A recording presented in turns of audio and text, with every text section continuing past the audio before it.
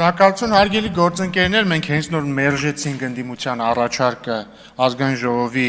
նիստերի օրակարգը ընդգրկել ազգային ճգնաժամի եւ կառավարման ձախողման մասին հայտարարության նախագիծը քննարկելու մասին,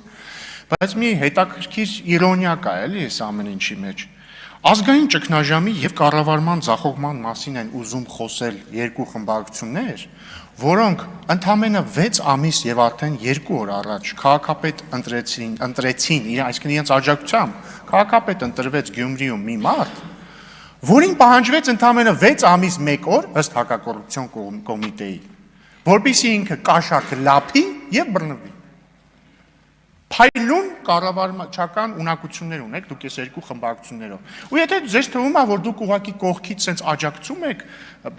ըստ ձեր լեզվամտածողության քաղ բանտարկյալ Վարդանիկին, դուք սխալվում եք, դուք ուղղակի չեք աջակցում, դուք ուղիղ քաղաքական պատասխանատվություն եք կրում ենթադրյալ կաշառլափության համար։ Դուք երկու խմբակցություններդ եւ ուժերը, որոնք ներկային ստեղ։ Ուրա Մարտուն Գրիգորյանը ուրա, ինքը ամենամեծ պատասխանատվությունն է կրում, որովհետև ինքը անձամբ էր մասնակցում Գյումրիի քաղաքապետի ընտրություններին, համայնքային ընտրություններին եւ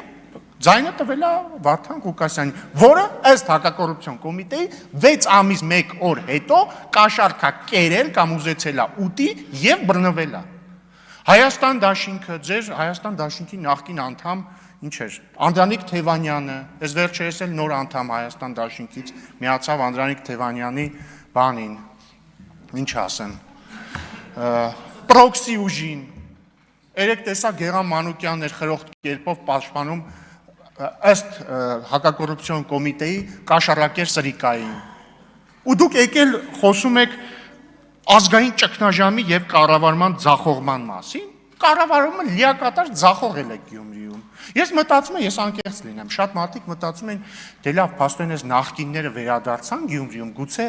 մի փոքր փոխված լինեն ու այս անգամ կաշառակերությամբ չզբաղվեն։ Պարզվեց չէ, ընդամենը 6 ամսվա մեջ վերադարձան ըստ հակակոռուպցիոն կոմիտեի իրենց սիրելի զբաղմունքի։ Շնորհակալություն։